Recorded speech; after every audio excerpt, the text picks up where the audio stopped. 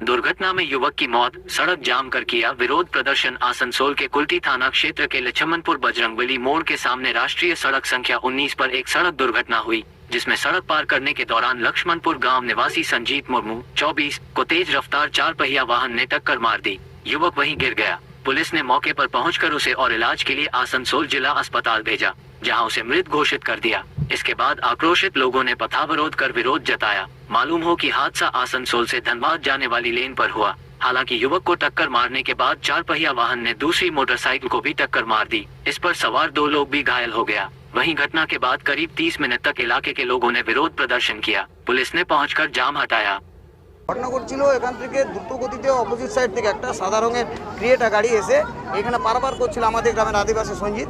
ওকে ছজোরে ধাক্কা মার অনেকটা উপরে গিয়ে পড়ে রাস্তার উপরে, এবং সাথে সাথে তার আমরা যতটুকু দেখলাম মনে স্পট হয়ে গেছে, এবং সাথে তাকে মারার পর আবার আরেকটা গাড়িকে মেরেছে। তারা উন্ডেড আছে এবং আহত আছে। তারা হসপিটালে যে নিয়ে গেছে তিনজনকে পুলিশের গাড়িতে।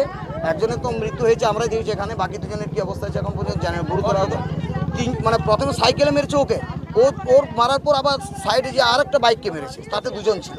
তার গাড়িটা আমরা সঙ্গে সঙ্গে পুলিশ প্রশাসন ফোন করে তারা বোর্ডার সিল করেছে, গাড়ি ধরা পড়ে গেছে, কিন্তু ড্রাইভার পালিয়ে দিয়েছে। যে মারা গেছে সঞ্জিত মুর্মু। আমরা চাইছি, আমাদের অবরোধ আছে, আমরা পুলিশ প্রশাসন আমার সঙ্গে এসেছে।